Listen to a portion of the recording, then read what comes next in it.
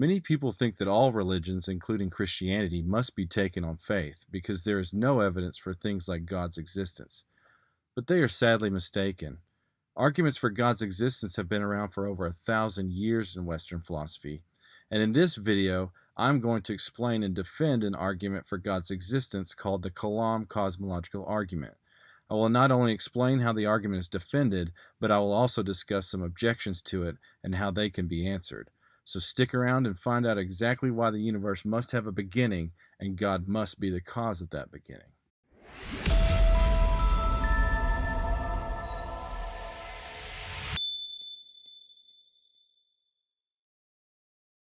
Welcome back, everyone. In this lecture, I'm going to be talking about the Kalam Cosmological Argument. In the last lecture, we talked about cosmological arguments in general, and I talked about several arguments, one of them being the Kalam, and I told you that in the next one I was going to be covering the Kalam in detail. And that's what I'm going to be doing. In this video, I'm going to say just a little bit about the background of the Kalam, and then I'm going to show you how it's defended, and then I'll briefly talk about some objections at the end. This is going to be one of the longest lectures just because I'm trying to cover most of my bases.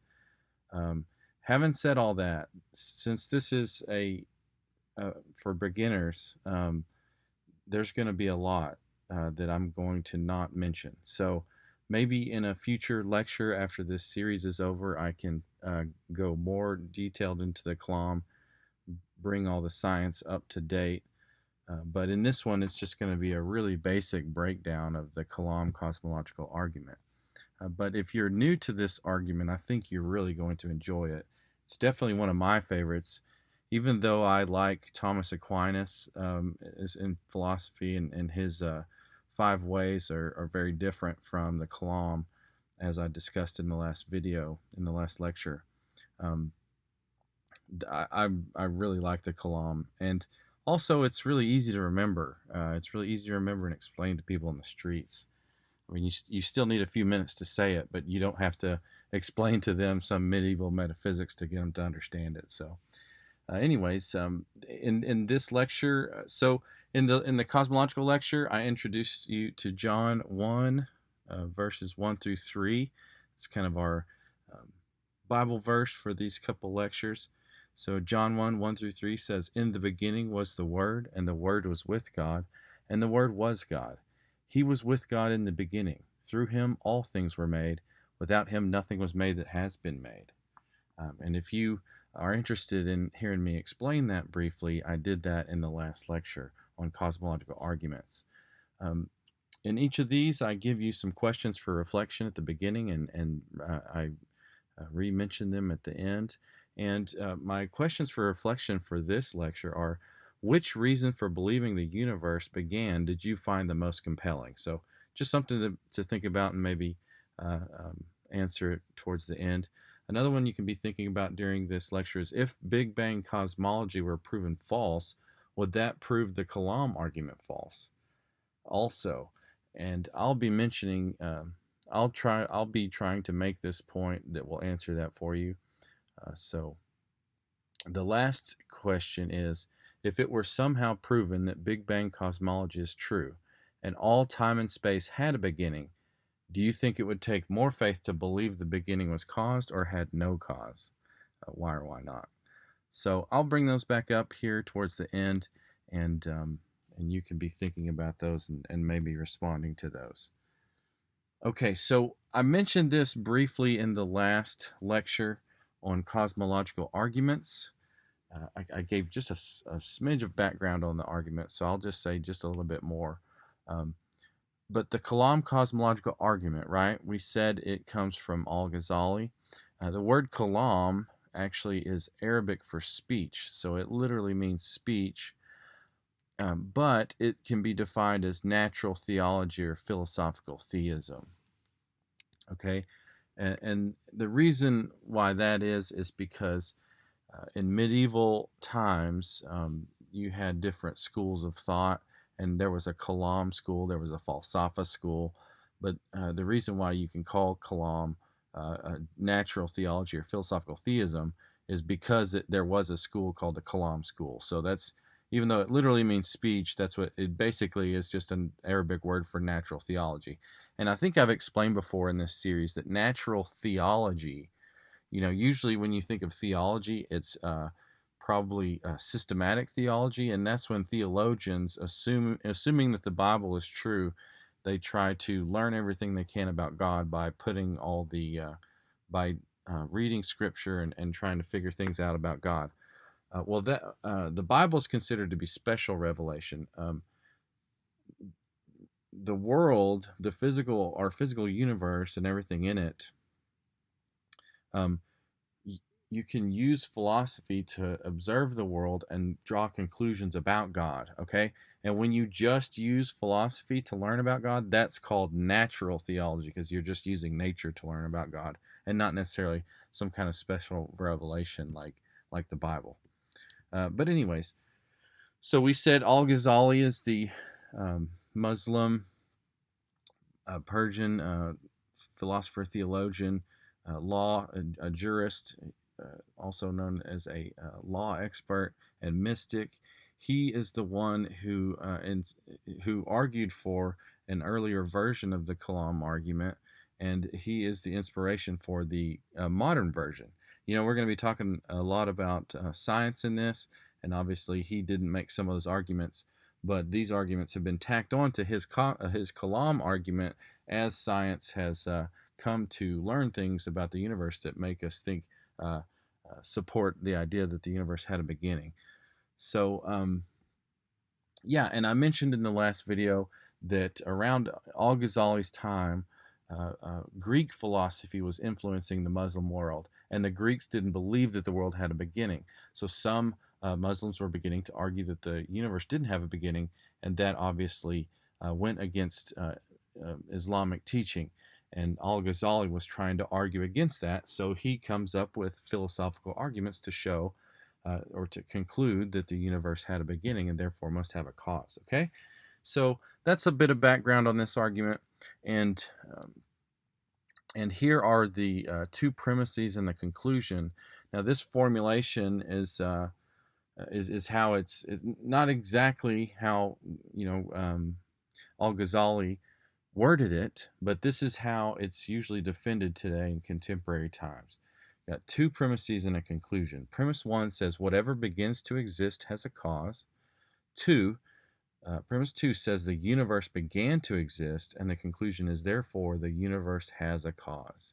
Okay, it's a really simple formulation, really easy to memorize and use on the street. It is a valid, it is a logical argument. If you assume that that the two premises are true, the conclusion wouldn't necessarily follow.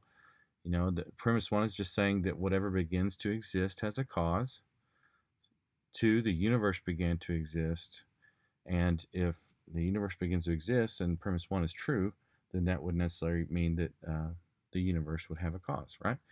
And like I said in the last video, I mean, I did give you tips on what this entails, but like I said in the last video, the conclusion being 3, therefore the universe has a cause, might sound really underwhelming, like, okay, great, the universe has a cause, so I thought you were going to give me an argument for God's existence.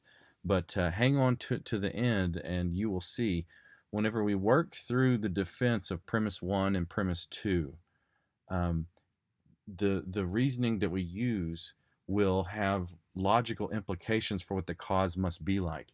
And whenever you look at these implications and you start to make a list of all the things the cause must be like, it starts to look a lot like God, okay?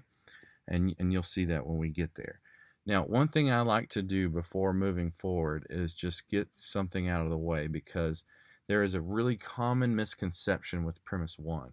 So, I've already briefly discussed that this argument is valid, it is logical. So the next steps to defending it is just showing the premises are true, and if the premises are true, then the conclusion would necessarily follow. So I'm about to show you how premise 1 is defended, but I would just say, Yeah, so with premise one, though, before I start showing you how it's defended, there is a common objection to premise one where people will say, okay, well, if everything that exists has a cause, then what caused God? Your conclusion says that God must be the cause of the universe, but your own premise says that everything has a cause. So what caused God? This your argument doesn't work. It goes to a beginning and then says God did that, but it needs something to cause God. Now, that is a common misconception, and it's important to focus on the fact that premise one is not saying everything that exists has a cause. Premise one is saying whatever begins to exist has a cause. Okay? You just don't want to make the mistake of letting someone tell you that if everything exists has a cause, then what caused God? Because God doesn't have a beginning, and I'll show you that God being eternal and not having a cause isn't just something that we're making up, like we're doing the ontological argument and just saying that God by definition exists. God's eternality will be a conclusion of this argument. So the fact that God would have to be eternal would mean that God wouldn't have a cause. So, but anyways, I'm getting ahead of myself. Just remember that this premise is saying that whatever begins to exist has a cause. It's not saying that everything has a cause. Okay, but let's move on to a defense of premise one. So, premise one is saying that whatever begins to exist has a cause. Um, Now, one book that I recommend if you want to dig deeper into the Kalam argument, I highly recommend most uh, uh, of this author on in apologetics, especially on the Kalam argument. But William Lane Craig is a philosopher who is actually really famous for defending this argument and kind of ushering in a revival of people talking about this both in philosophy and science. But William Lane Craig has written several books. One is On Guard. Um, uh, On Guard by William Lane Craig is an apologetics book. It talks about the Kalam argument among many other things. But that's a beginner's guide to the Kalam argument. He's also written a book called Reasonable Faith, and in that one, it's more of an intermediate take on it. So I would recommend either one of those if you want to dig deeper into the Kalam. Now, having said that, these three things here that I have are basically what William Lane Craig talks about when he defends premise one. So, one thing he says is that premise one is common sense. Um, Now, I'll just say that usually saying that something is common sense is not a good way to defend an argument. Um, because what one person might think is common sense, another person might not think is common sense.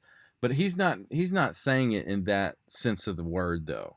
When he says that the Kalam when he says premise one is common sense, he means that in the sense that every single day of your life, you probably well, let's just say that almost every single day of your life, you probably see things come into existence, whether it's the sandwich that you made, or or many other things. We see it rain. We see fires begin. We turn on the light to go get ready in the morning, right? And that light wasn't there a second ago. We see things begin to exist almost every day of our life. And every time we see something begin to exist, it has a cause.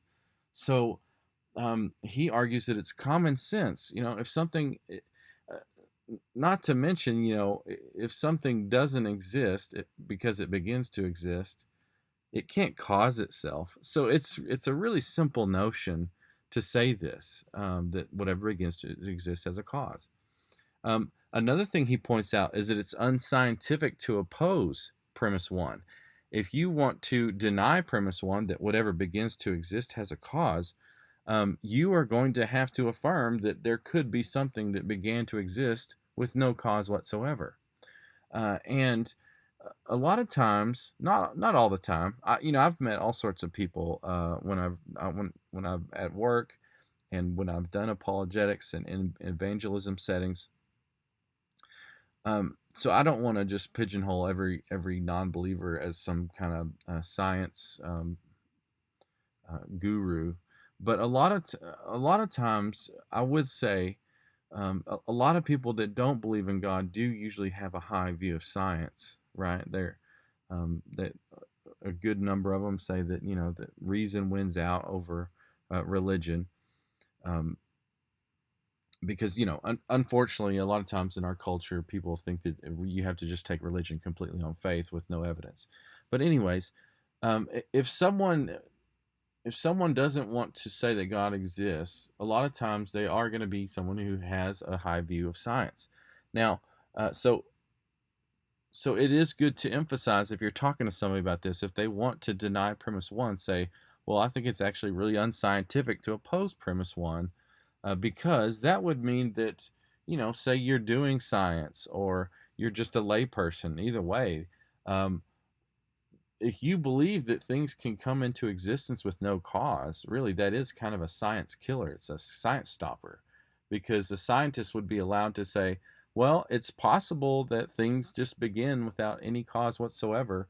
So I don't really want to look further into this. I'm just going to assume, or I'm just going to conclude that this phenomena that I just viewed had no cause whatsoever. Right? It's really is unscientific to start to think that causes can something can begin to exist without a cause whatsoever. One thing now, William Lane Craig, at least in his in On Guard and books like that that don't give a huge treatment on it, he doesn't really go much further. He usually just will say it's common sense and it's unscientific to oppose premise one. I like to go just a little bit further and talk about how it, if you look at it a certain way, opposing premise one would entail a contradiction. Okay, and to do this, I use a something called the principle of sufficient reason. Okay. Now, I just want to mention that the principle of sufficient reason isn't something in philosophy that is just ironclad and everyone holds to. Uh, as reasonable as it sounds, it has been debated. Okay. Um, but I just use it to explain that it really does seem to be one of two ways. Okay, now to give you the definition here, the principle of sufficient reason was something coined by Gottfried Leibniz, and it's roughly the idea that for any positive state of affairs, there is an adequate explanation for why that state of affairs exists. Okay, that's a kind of a technical definition, but really what the principle of sufficient reason says is that everything that exists has an explanation for its existence.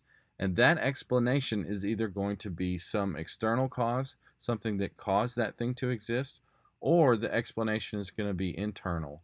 For example, something is just going to exist of its own nature. So you either have something that exists of its own nature, or you have things that were caused to exist.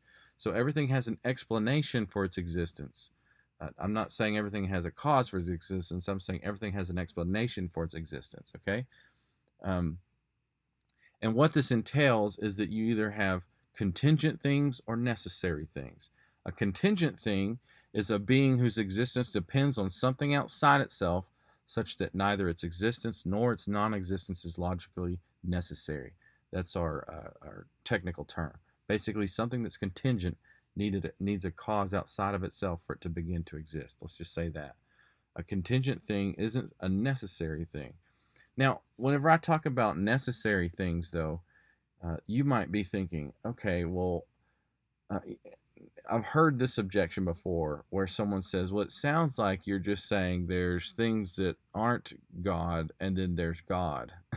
Because what else but God is something that it just necessarily exists. It sounds like you're just kind of starting to define God into existence here.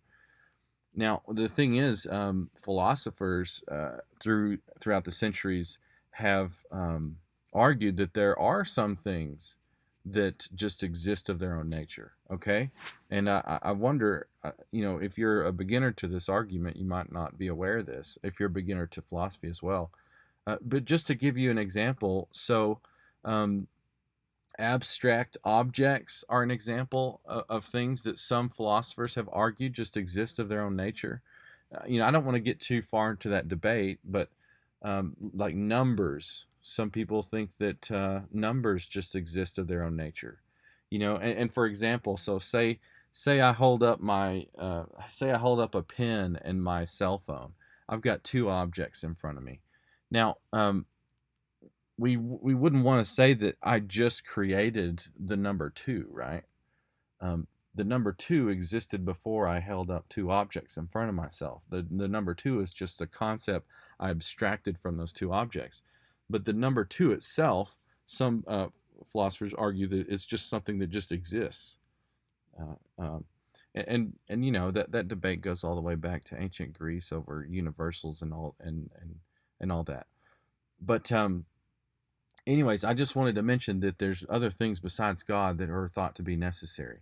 Now, bringing all this back to premise one, the problem with saying that premise one is false, denying premise one, is that, like I said before, if you deny premise one, you have to say that you'd have to affirm that you don't have to affirm that all things begin to exist without cause, but you at least need to affirm that at least one thing began, or at least one thing could begin to exist without a cause. Okay? But the problem with that is that, given the principle of sufficient reason, and I don't see any two ways about it. Either something exists of its own nature, or something was caused to exist, right? If you can think of a third option, then put it in the comments, or send me an email. Let me know. But either something exists of its own nature, it's a necessary thing, or it needed a cause outside itself for it to begin to exist. That would be a contingent thing, okay? Like we said with our definition there. Now, when you look at premise one, whatever begins to exist has a cause, right? If something begins to exist, then it's definitely going to be contingent. But if you deny premise one, you are basically saying some contingent thing doesn't need a cause outside itself for existence, right? Doesn't have a cause. But a contingent thing is something that necessarily needs something outside itself to begin to exist, right? Because it doesn't have its cause for its existence within its own nature. So basically, if you deny premise one, you are saying that there is some contingent thing that doesn't need a cause outside itself. In other words, there is something that needs a cause outside itself to begin to exist that doesn't have a cause outside itself to begin to exist. So it's basically a just straight up contradiction to deny premise one. So again, principle of sufficient reason is something that's been debated, but that's just another way of explaining that. Okay, let's move on to, but yeah, just to sum up, defending premise one, those are three ways to go about it. It's common sense. It is basically, we get more and more evidence for it every day of our life. Number two, it's unscientific to oppose. It would be a science stopper to believe that things could exist for no reason. And the third one is that it entails holding to a logical contradiction. Now, moving on to premise two, though, the universe began to exist. This really, premise one, you'd think that no one would really want to deny that, but professional philosophers, professional atheists have denied premise one before in the literature, and it is something that monotheists have had to defend. I've heard people in my philosophy classes entertain that premise one is false.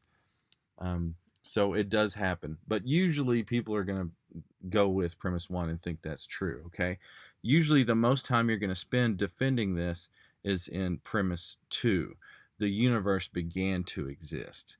And this does, you can spend a lot of time on this. You don't have to. You can just mention one of these. But there's generally 4 different ways that this is defended these days. There's 2 main philosophical arguments and 2 main scientific arguments. Okay? And I'm going to be mentioning all these in turn. Now, uh, I like to start with the philosophical evidence. One thing I do want to say is that these all stand alone. Each one of them argues for. So premise two is the universe began to exist, right? And each one of these arguments that I'm about to tell you, the two philosophical and the two scientific, they all stand alone. So if you show that one is false, it doesn't necessarily show that premise two is false. Then you'd have to answer the other three to show that premise two is false, because this is all of the evidence that we're bringing forward to defend premise two. So the first philosophical argument for the beginning of the universe is this is something that Al-Ghazali mentioned in his writings, is his idea that it's impossible to have an actual infinite amount of anything in reality. Okay.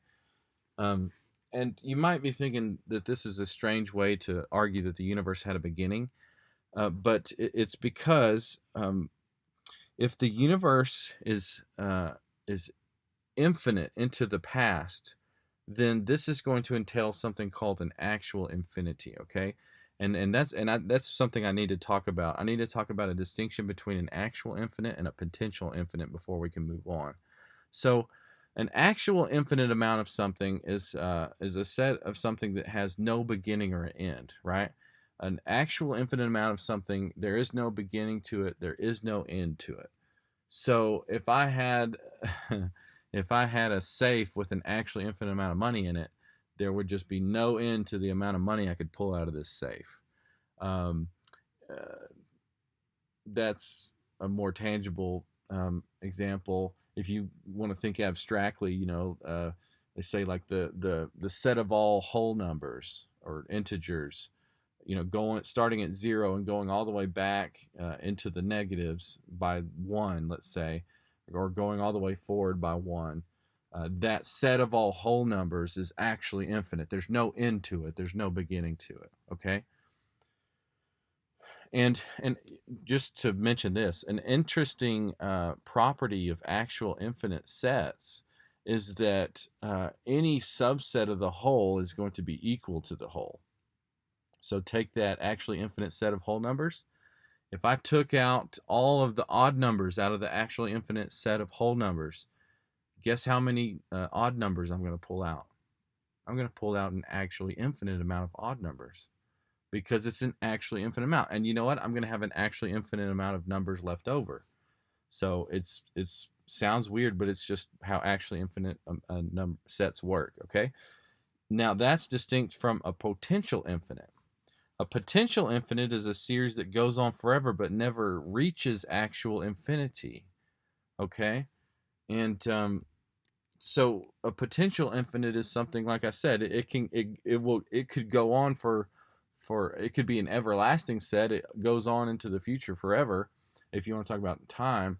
But it's never going to be actually infinite. I usually like to use the count as an example from Sesame Street. Say that the count is going to begin counting by one, uh, and he's going to try to reach infinity. So he's going to start counting by one, and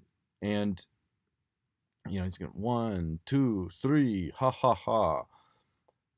He's going to keep counting forever. Okay.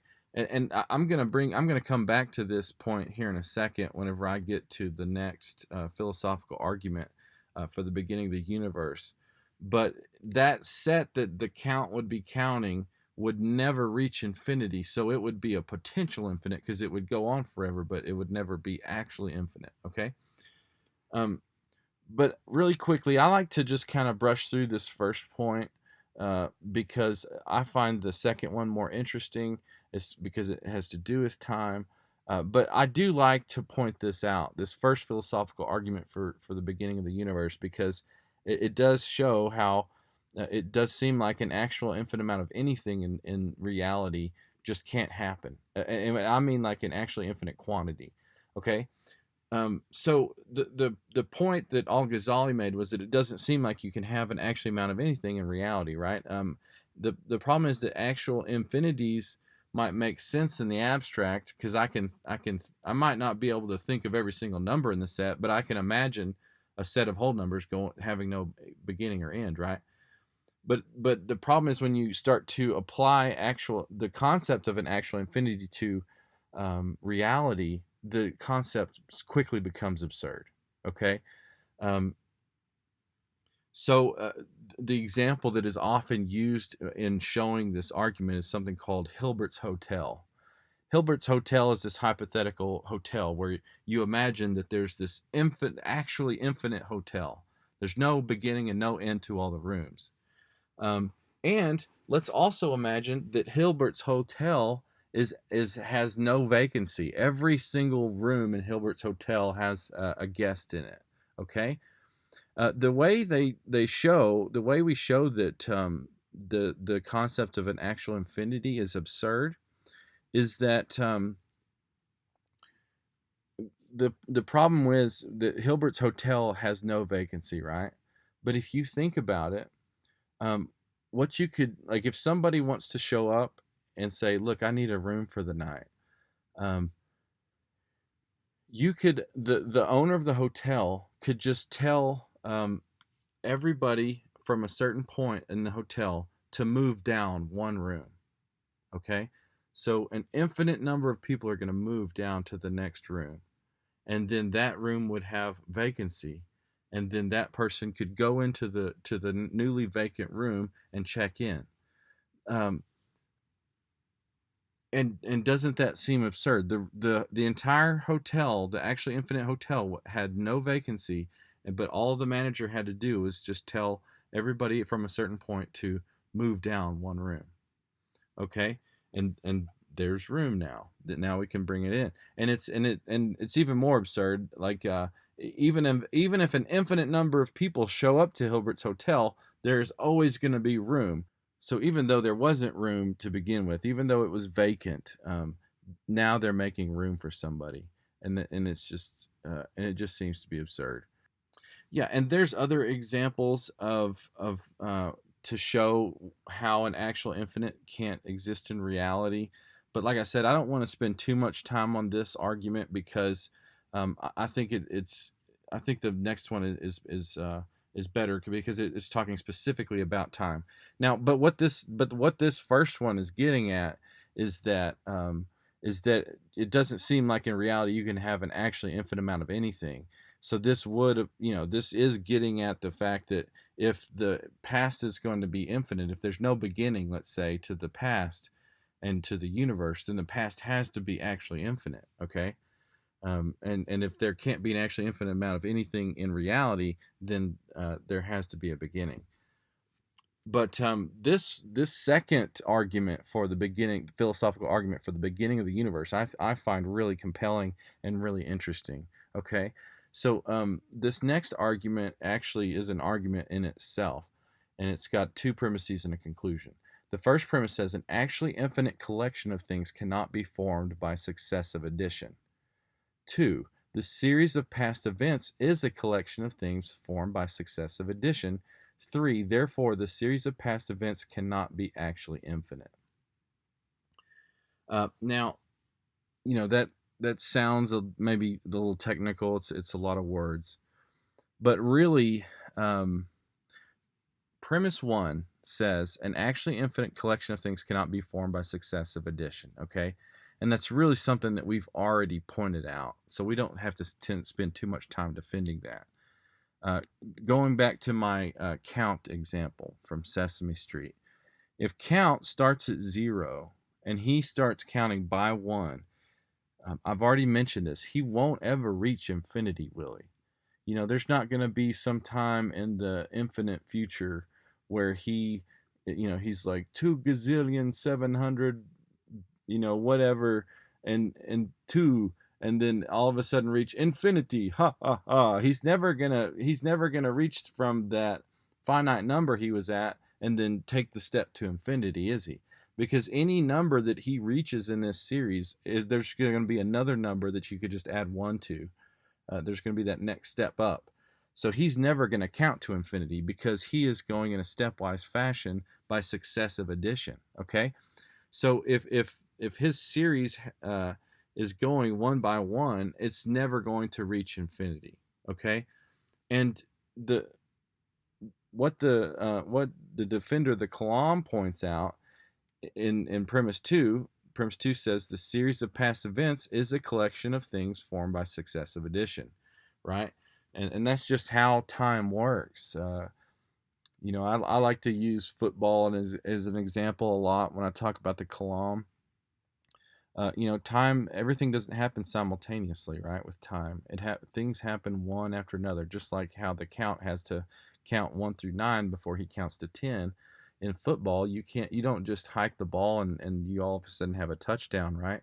No, instead you have to hike the ball to the quarterback. The quarterback has to take a few steps back, look at his receivers. All while this is happening, the receivers have to go 1 yard after another down the field, and then the quarterback has to throw it while the receiver is still running, and then the receiver has to catch it, and then hopefully run a few more yards, and then get a touchdown. It happens one thing after the next. That's how time works. That's how the past works. And but what this argument is saying is that since the past is formed by successive addition, it can't be actually infinite. Okay? And the main point that it's making is that if the past were actually infinite, then an infinite number of events would need to have happened before you, for example, clicked on this video or downloaded a podcast to even hear me say this. Before I would have ever explained the Kalam to you, there needed to be an actually infinite number of events to have happened. And remember, an actually infinite has no beginning and no end. So if the past happens one after another, it can't be actually infinite. It has to be basically a potential infinite, where maybe it goes on forever, but it has to have a beginning. And let me break this point down for you. Like I said, I don't know why, but I like to use football analogies.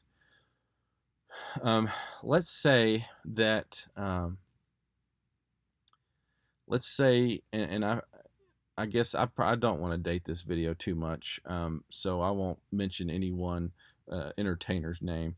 But let's say that this year, whoever's going to do the Super Bowl halftime show, whoever's going to agree to do the Super Bowl halftime show, they come to this entertainer and they say, look, we really want to do something special this year. We want to make this the best Super Bowl halftime show ever.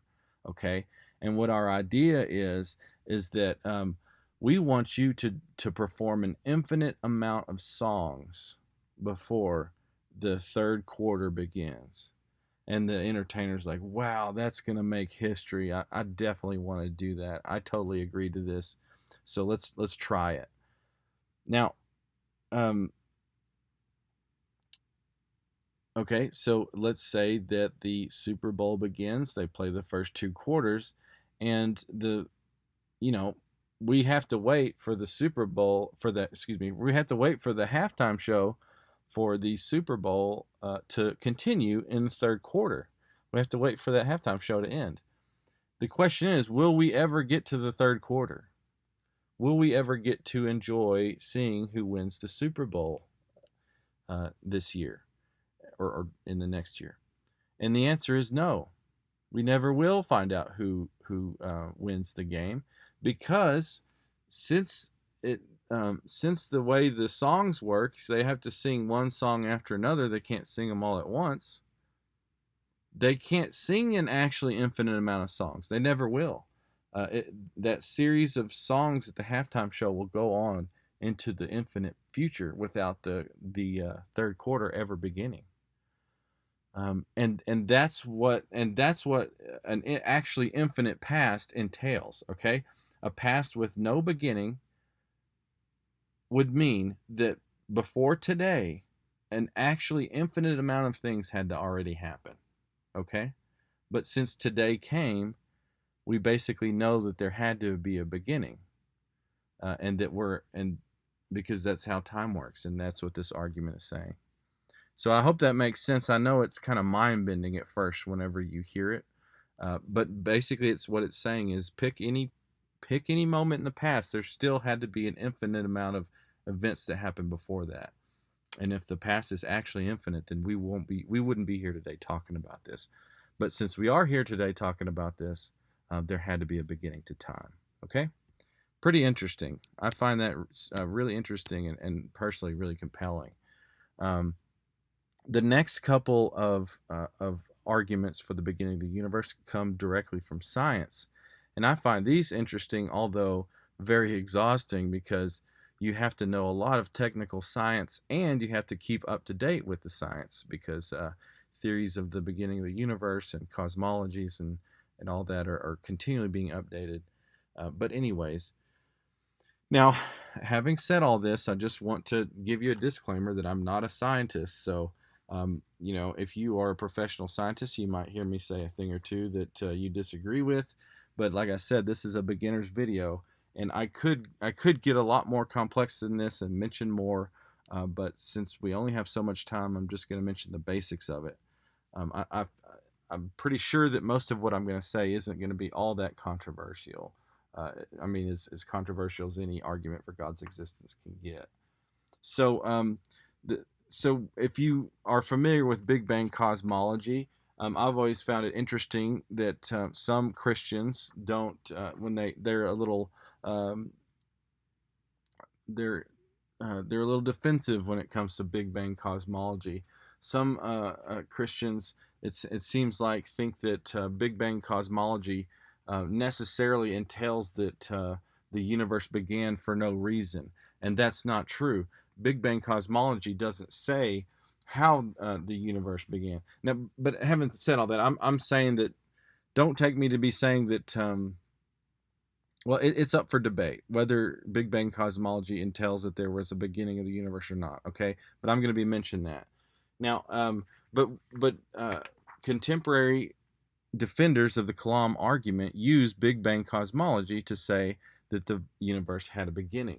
Now, if you're not familiar with it, what Big Bang cosmology entails is that the universe began about 13.7 billion years ago from a singularity. Okay, and so what?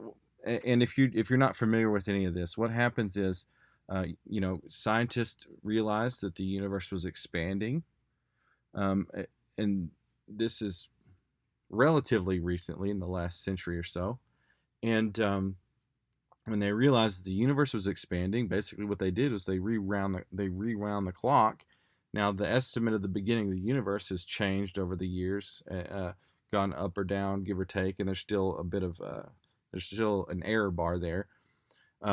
But basically, they rewound the clock, and they discovered that they think that since it's expanding now, if you rewind back into the past, it all comes to a point, and that point is what they call a singularity. Now, yeah, and just to give you some background, a lot of it started with Albert Einstein.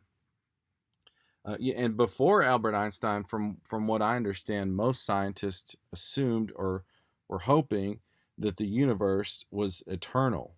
Okay, but when Einstein published his special theory of relativity in 1905 and general theory of relativity in 1916, these theories were stating that the universe was expanding, and that's kind of what gets. And over the years they made observations that confirmed his theories, and that's where you get all this starting and the idea of a singularity coming from.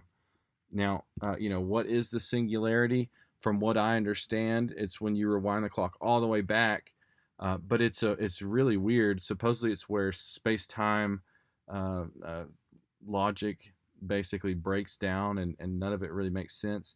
The singularity is supposed to be like a point.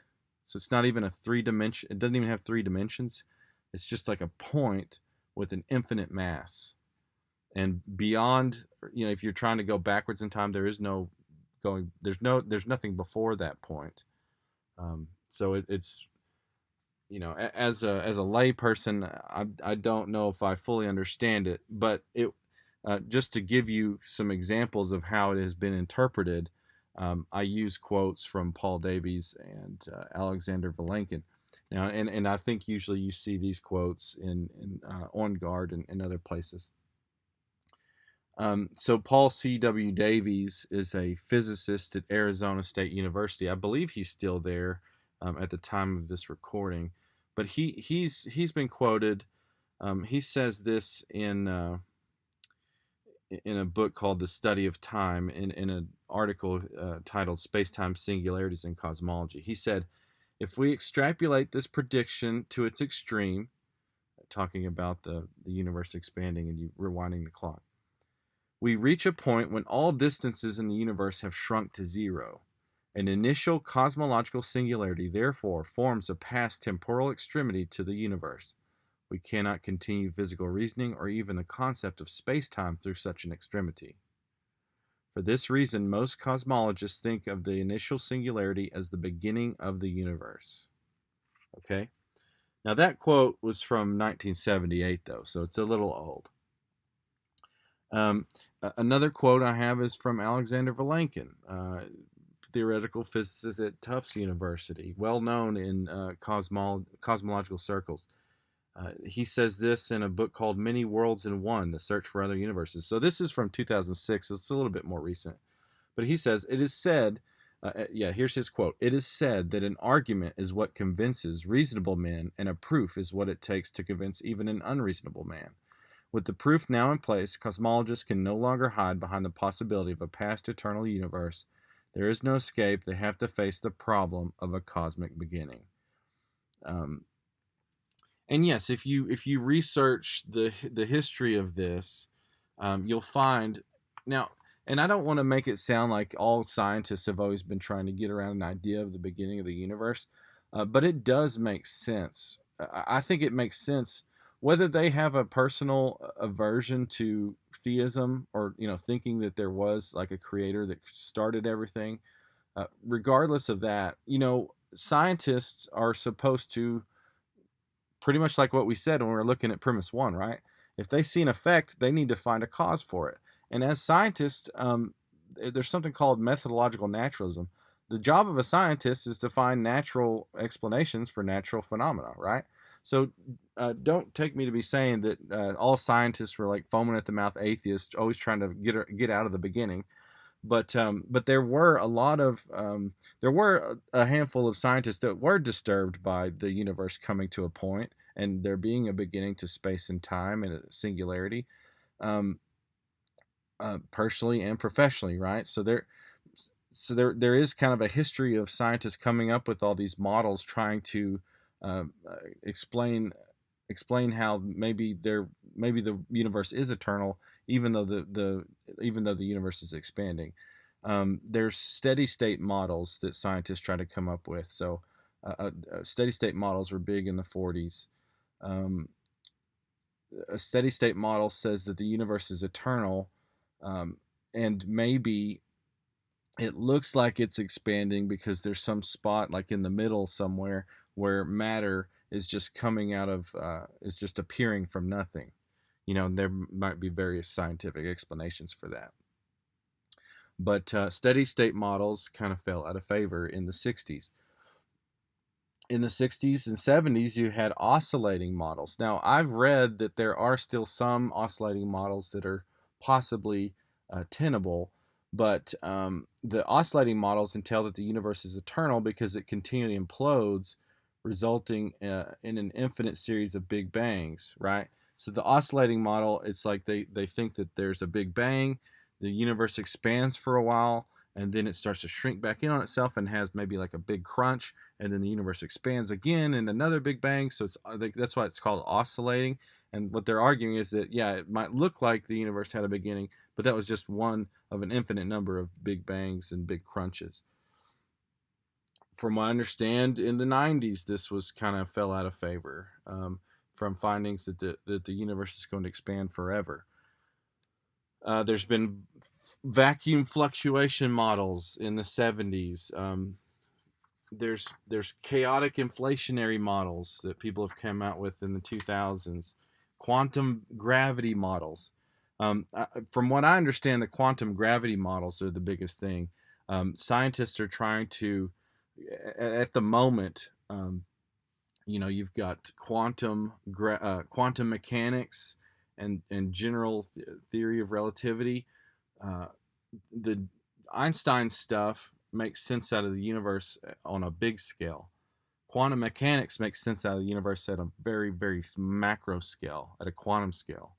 But when you put these two together, they're not working, they're not compatible with each other.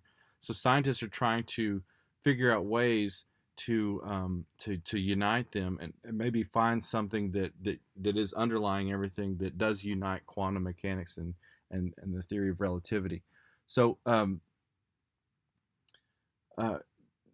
a part of that is they're trying to figure out a quantum explanation for gravity, like a quantum theory of gravity. And the interesting thing is that the quantum theories of gravities, whenever they make tangible theories, those are entailing that there is no beginning of the universe. But the problem with that is that none of this at the present moment has any real evidence for it. Uh, like it would take years and years for us to even come up with experiments that could confirm this. Okay, so a lot of these are models, and to my understanding, just in this basic video, without going more into the science, um, uh, at the moment, it still looks like, even though there might be different models that could possibly work, there isn't just this one accepted model, and a lot of it's still in the theoretical stage. So at the moment, kind of the biggest thing is that it does seem like there was a beginning to the universe, being entailed um, by Einstein's theories that keep getting confirmed. Okay, so if you are new to this concept, I know some Christians might get upset because they might believe that the Bible entails that the world and the universe are only 10,000 years old. But just so you know, and I'm not saying that's wrong, I'm just saying that contemporary science, Big Bang cosmology, entails that there's something that, if not a singularity, gets really close to a singularity. And when you rewind the clock, it looks a lot like the universe began, all of time and space began at one point, which does seem to confirm, the depending on how old you think it is, it might go against what you believe. But if you don't hold to a strong opinion on how old the Earth is, then it does seem to confirm, saying that God created everything, right? But anyways, we'll get to what the cause is like here in a second. Don't think that I'm saying that the cause must be like God right now, because we still have to reason to that. Premise two also is defended in the second scientific way using the second law of thermodynamics. Okay. Now, if you're like me, a non-scientist, if I mention the second law of thermodynamics, you probably have no idea what I'm talking about. So I usually read my very technical definition for it. The second law of thermodynamics says that the entropy of the universe is increasing, and that the amount of energy available to do work is decreasing and becoming uniformly distributed. The universe is moving irreversibly toward a state of maximum disorder and minimum energy. Okay? The second law of thermodynamics basically says that in a closed system, all of the energy is eventually going to get used up, if that makes sense. And you are probably very familiar with the second law of thermodynamics. The example I like to give is a cup of coffee or tea or cocoa, whatever you like to drink in the morning or late at night. Um, a lot of times I have made a cup of coffee, got all excited. It's going to have a delightful warm sensation early in the morning, and maybe get a little bit of caffeine. But then I start talking to somebody, and I forget about my coffee. Then I come back to it and I take a sip, and it's lukewarm, and it kind of ruins my day. I have to warm it up in the microwave, but it's just not the same as it was. It's either too hot or not hot enough. It's not that perfect temperature like it is a couple minutes out of the coffee maker. That's the second law of thermodynamics at work, right? There was a bunch of energy in my coffee, and as I went off to talk to somebody, that energy dissipates out of the coffee into the surrounding air, and eventually all that energy got used up. Uh, it was distributed, right? Uniformly distributed. It doesn't just want to stay in one little place. So it was transferred out into the air. Now, this is actually one of the easiest scientific points to make in this argument. The point the way that a theist uses to show that the second law of thermodynamics entails a beginning to the universe is this: if the past were actually infinite and there was no beginning to the past, so that there was no beginning to the universe, then given the second law of thermodynamics, we would assume that all of the energy in the universe would have already been used up an infinite amount of time ago. If the second law of thermodynamics is a thing, and the universe is, if all of the energy in the universe is going to be uniformly distributed, if the past were infinite, that should have already happened an infinite amount of time ago. But guess what? That hasn't happened in the universe that we observe, because the sun is still burning and because we're all still alive. The universe hasn't reached a heat death yet. And if that's the case, given the second law of thermodynamics, we are forced to conclude that the universe had a beginning, because all the energy hasn't been used up, which it would have done given the second law of thermodynamics in an infinite past. Okay? So that's how you defend the Kalam argument. Whatever begins to exist has a cause. Common sense, not very scientific to oppose that, and it's contradictory to oppose that. 2, the universe began to exist, and you defend that, saying that there can't be an actually infinite amount of anything in reality. The past can't be infinite, because we wouldn't be here talking about this, because there need to be an infinite number of events before we started talking about this. And the Big Bang cosmology entails this at the moment. And the second law of thermodynamics entails that the universe had to have a beginning, or all the energy would have been used up an infinite amount of time ago. Okay? So then we get to the conclusion. Therefore, the universe has a cause. And like I said, you might be thinking, wow, that's a very underwhelming conclusion. It doesn't seem like it gets to God. But here's the thing. When you think about all the things that we just talked about, you can reason to what the cause must be like I mentioned before, right? One important concept is that if there had to be a beginning of the universe, premise 1 says if something begins to exist, it has a cause. That means that if the universe has to have a cause, there has to be something that caused it, right? But if the universe entails all of space and time, then the cause of the universe can't be in space or time, right? There had to be a beginning to the series of time if there had to be a cause of the series of time that had to have a beginning, that cause can't be in time. And one thing that entails is that the cause exists, right? Because nothing can't cause something.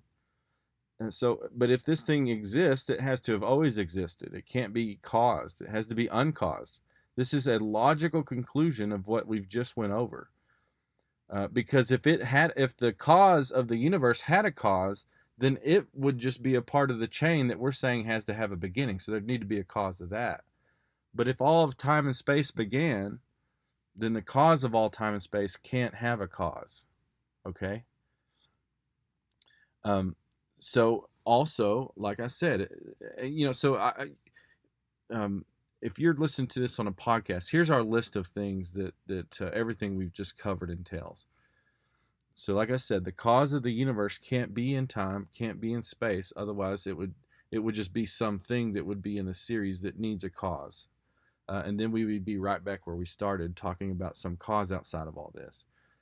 The cause of the universe needs to be uncaused, beginningless, changeless. All of those things are entailed by concluding that there has to be a beginning to time, right? Because time happens one thing after another, so it can't be actually infinite. The cause has to be immaterial, because if all of time and space began, then the cause can't be made of stuff. It can't be changing. It can't be in time. Yeah, so our list says uncaused, beginningless, changeless, immaterial, timeless, spaceless. Now, one thing, since the cause is causing all of time and space to begin from basically nothing, right? And I mean like nothing physical, like the cause is there, but we're saying that the cause has to be immaterial. If the cause is causing all of time and space to begin, then the cause must be unimaginably powerful, right? And some people argue that to make a universe come from nothing, you have to be infinitely powerful. But we don't need to go down that road. I mean, I personally tend to agree.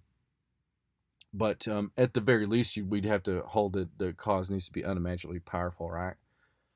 Now, the kicker to all this is that the cause has to be personal.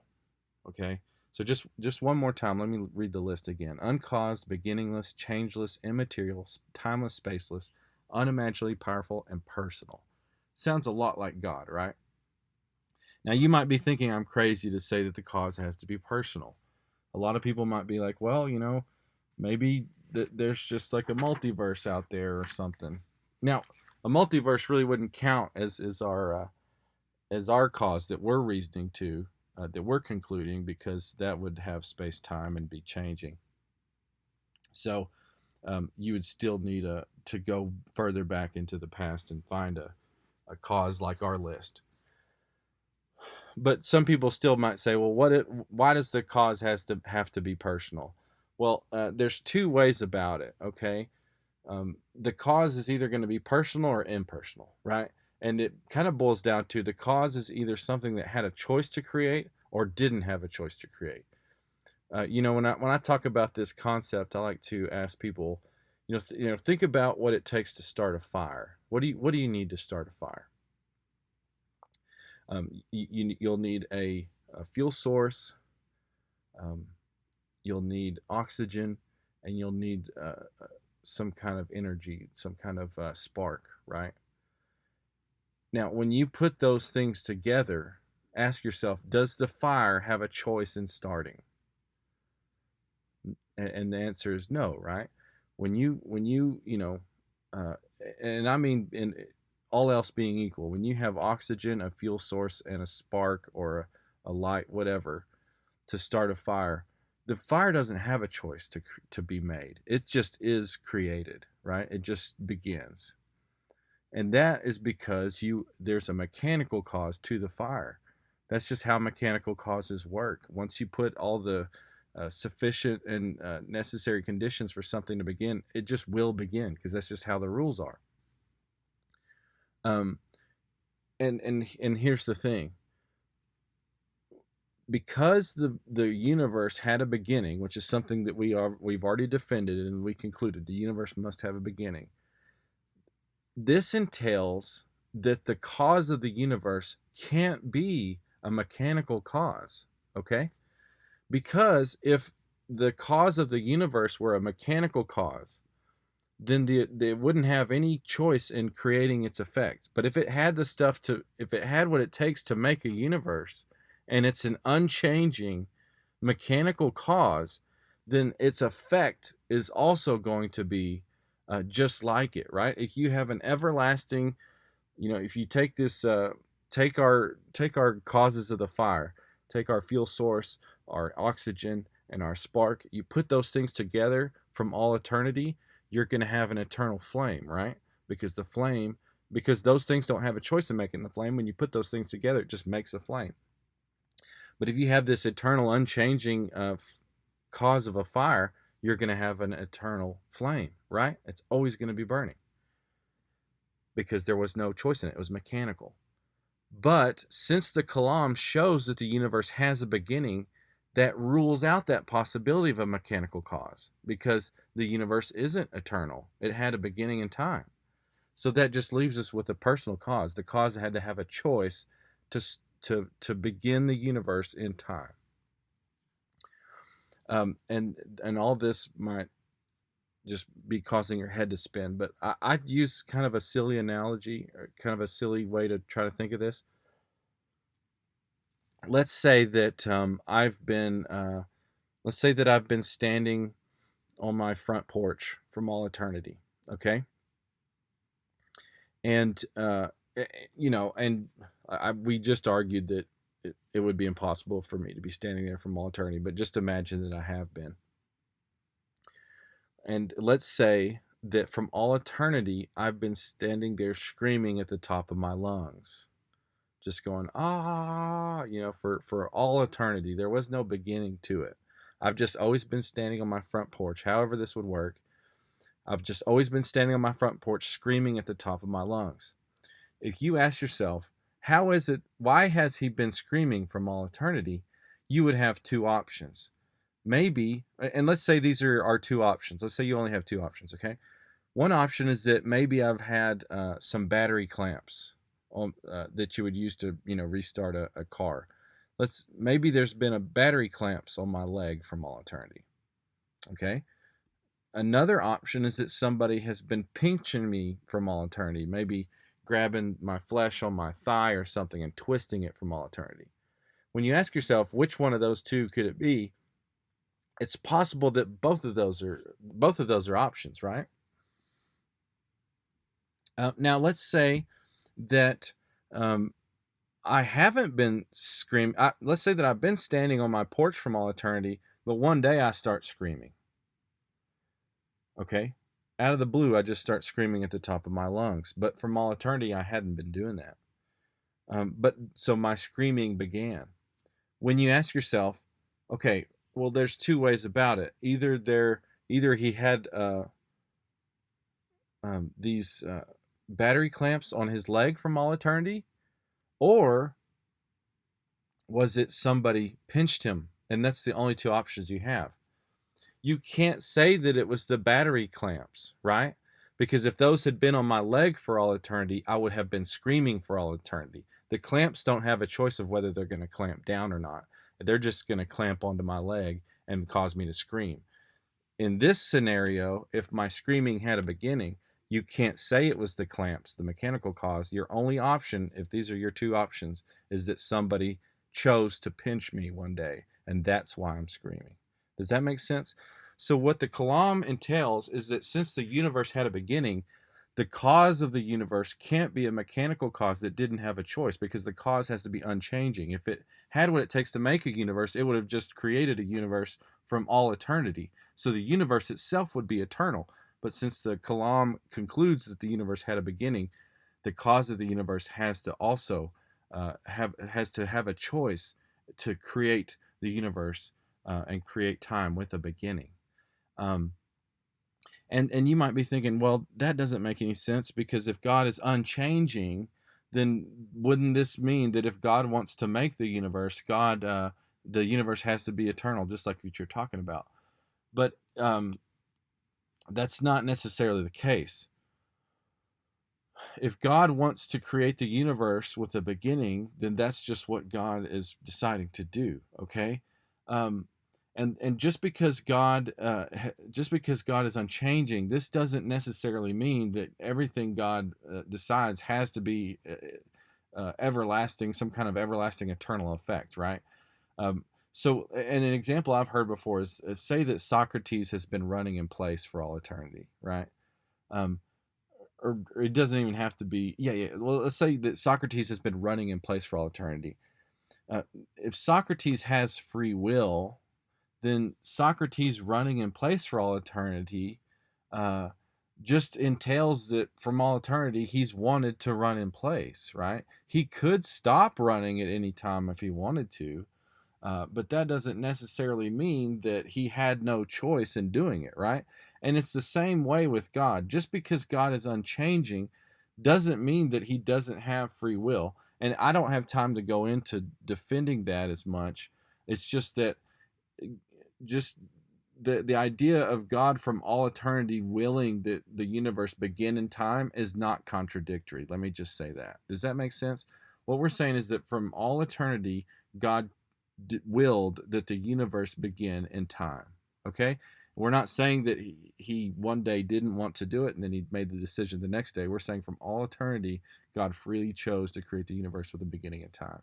And that's really your only option at this point, because you can't say that the universe began from a mechanical cause, because that would entail a eternal universe, which we just showed can't happen.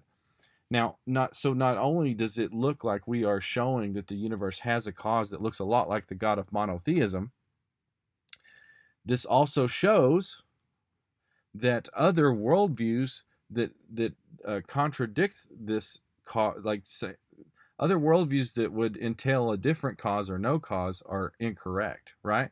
So if the Kalam argument is sound, which I believe it is, this would entail that atheism is false, right?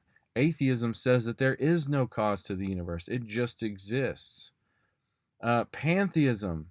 So any worldview that entails pantheism, and if you're not familiar with worldview talk, pantheism is the view that the universe is God. And religions like Hinduism are often pantheistic. There's many worldviews that entail pantheism, and none of these could be true, because if the universe had a cause of itself, then the universe can't be God. Pantheism says that the universe is God. So any type of worldview that entails pantheism is false. Polytheism would be false, because you can only have if the cause of the universe is immaterial, you can't really have more than two immaterial things, right? Like, because if it's immaterial, then it's not really going to have anything to set it off from something else. Um, you can't have, and especially if you think of polytheism being these finite gods, and especially in all these religions that believe that the gods began, right? The Kalam argument rules out polytheism, because there needs to be this one cause, this one unchanging, unimaginably powerful personal cause of the universe, and really all you're left with is monotheism. Maybe you could start doing deism or something like that, but the majority of world religions are excluded from the conclusion of the Kalam argument. Really, after the Kalam, if you find it compelling, your options are limited basically to Islam, Judaism, and Christianity, and anything else that believes that God transcends the universe and created and sustains it. Okay, so it rules out atheism, it rules out Buddhism, it rules out Hinduism, it rules out paganism, all of these beliefs systems that don't entail a monotheistic God. Okay, and that's why it's so important. You know, the Kalam argument is not proving Christianity to be true. It's just setting the groundwork. That's why this is a step 2 thing. All right, so we've already gone pretty long, but let's go ahead and just mention really briefly some objections to this, just to give you an idea of how we would talk about defending this. There's a long list of objections to the Kalam, if you can imagine. One objection to the Kalam is a scientific objection, saying that space-time, the concept of space-time, entails that time is not successive. This is kind of a complex objection. One thing I like to mention, though, is that this objection basically only works against the second philosophical argument. Okay, the second philosophical argument was the one saying that since time is successive, there can't be an infinitely long past. So this objection would only work on that, and you could still use the other two, the scientific arguments, and you could still use the first argument. But if you're familiar with space-time, this concept of space-time, it's the idea, and this comes out of relativity theory, it's the idea that space itself, that time itself is a real dimension. So if you're looking at my chart here, you know, basically, if you look, it's four-dimensional space. You have an up, down, a height, you have a width, and you have a depth in three-dimensional space, right? Well, space-time adds the fourth dimension of time, the arrow of time, and that leaves you with, you know, you can make representations of the Earth that look like these worms-looking things, where the singularity is at one tip, and then it gets bigger and bigger and looks like a weird looking hat or worm going into time. But what relativity theory entails is that all of this exists right now. Yesterday is just as real as today and tomorrow. Okay, it's an interesting concept, and it gets really complex. It is something that's just debated. The existence of space time is not set in stone, by the way. So I just like to point that out. But also I just like to point out that, look, this might get around the second argument, but it doesn't defeat the first philosophical argument that um, that there can't be an actually infinite amount of stuff in reality. So um, so it's interesting, but it would, if they would argue that the past is actually infinite, then they're entailing that if space time itself would be actually infinite, and the first argument kind of takes care of that. Okay, multiverse theory is something people bring up a lot. Now, multiverse theory, the thing about this objection is that it's not really going to defeat the first philosophical argument. The second philosophical argument. Actually, it's not going to defeat either the first or the second philosophical arguments. Okay, someone might start arguing for a multiverse, but this is more of a scientific. I mean, it's quasi-scientific. Now, don't be taking me to say that multiverse theorists are doing pseudoscience. But sometimes when you're doing multiverse theory, some of the stuff that they're arguing might be happening. It really starts to get a little metaphysical because sometimes there's not any direct evidence for it. But regardless, there's just two things that I'll say briefly. For one, I'm not a multiverse expert, so I can't speak to the science as much. But again, we could do a future series where we get really in depth in all this stuff. But there's two main takeaways. One is the multiverse theory wouldn't defeat the philosophical arguments. Those are really transcendent. They would cut through this, and it would still leave standing the idea that the past can't be actually infinite, because that would entail an actually infinite number of events happening before today. But also, I've heard from Christian scientists and other scientists that these multiverse theories, even there's a bunch of them out there, but a lot of them, or the more, let's say the more plausible ones, still entail that there's a beginning to the multiverse. So this doesn't really defeat the argument as much as it just backs it up another step. Now there's some really there's a lot more. There's a lot that's happened since the quotes that I had since 2006, since the 70s. From what I understand, like I mentioned earlier, those quantum theories of those quantum mechanical theories are entailing that there is no beginning to time. An interesting thing that I've heard is that some of those theories entail that the universe gets close to a singularity, but then going into the past, some of them entail that the arrow of time is reversed. So once you get to you never actually get to a singularity, you get to something really close to it, and then going further back, it just starts to expand again. But it entails that the arrow of time is reversed. Problem with that is that if the arrow of time is reversed, then that's really not our past, that's somebody else's future. So that's interesting, but again, we can't get too far into the science to. But the interesting thing is that a lot of these multiverse theories still entail a beginning to time itself. The multiverse still needs a beginning. Then you've got some more philosophical arguments from. There's been a lot of objections to the Kalam over the years. David Hume is a famous figure who has several objections, and these aren't all necessarily aimed just at the Kalam, but at cosmological arguments in general. One thing he said is that he thought an infinite series is possible. He would argue that in an infinite series, in an infinite past, like something was happening. So how can you say if it it's almost the idea that if an infinite number of things have to happen before today, or today wouldn't arrive, then it's almost like saying that then today shouldn't be happening. So if you kind of back this up, then it's almost like you're saying that nothing should be happening. But if there's an infinite series of events, then something had to be happening, right? But this really just kind of it's beside the point, really. Okay, the point is, pick any point in the past. There might be a finite point between now and then, But no matter how far back you go, we're still saying that if the past is actually infinite with no beginning, then pick any point in the past, there still has to be an infinite number of events that happened before that.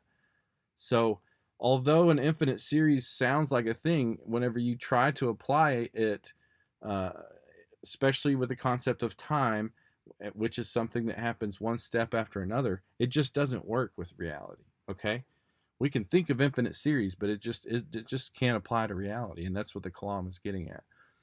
Hume is also famous for his skeptical theories.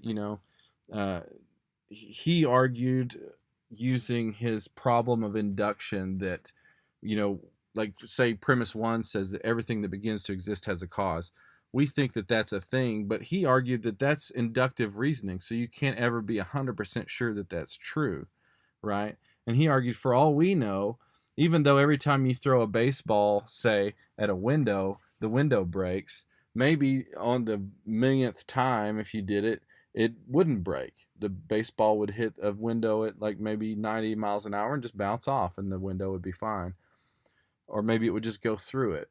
But if you're just using inductive observations to establish the principle of causality, then you can't be 100% certain that your conclusion that the window is going to break is true. And I mean, that's his skeptical philosophy. He actually got made fun of for it. In a and he actually has a quote in a letter that he wrote to someone named John Stewart in 1754. Hume said, "I never asserted such an absurd proposition as that anything might arise without a cause." Okay, so even though Hume has all these skeptical arguments, even he was quick to say that he wouldn't he thinks rejecting something like premise one would be absurd. Now, I mean, there's a lot with David Hume, and we could go into the history of all his writings, but just really quickly, yeah. I mean, honestly, I think even trying to say that there's no way to establish the principle of causality would almost be self-defeating, because you're saying that the principle of causality, effects have causes, but what happens in logical reasoning? Usually, we think that our conclusion follows from effects, right? And the effects are us looking at evidence. So we look at evidence, and that is part of the process of us concluding that what we think is the most logical. But if we don't even believe in cause and effect, then we honestly can't even say that our reasons were caused by evidence. But anyways, like I said, even Hume was quick to point out that even he wouldn't want to say that something could arise without a cause. He's also said something similar, and other philosophers have said that maybe the universe as a whole does not need a cause. That objection is aimed more at other cosmological arguments. It just follows that if the past isn't infinite, it and the time and space had a beginning, that there had to be a cause to that. If you hold to premise one. So Immanuel Kant also is famous for some of his positions that entail that the Kalam doesn't work. I mean, there's been so many. Again, I'm just picking out a couple and picking on them. One major thing that he had was this epistemological theory that there's this noumenal realm, which is the world as it really is, and then there's a phenomenal realm. That's the way the world is as it appears to us. And he argued that there's this unbridgeable gap between the noumenal realm and the phenomenal realm. We can't know how the world is as it really is, the noumenal realm. We only know how the world is as it appears to us in our phenomenal realm. So we're basically stuck inside our heads and we can't get out of it.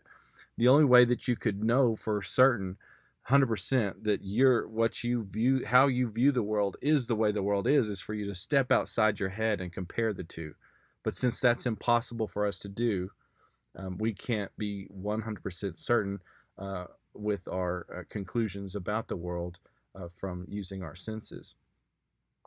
Now, I don't take me to be thinking that I can refute Immanuel Kant in just 2 or 3 sentences. It's a lot more complex than this. But I believe that ultimately that's almost a self-defeating belief as well.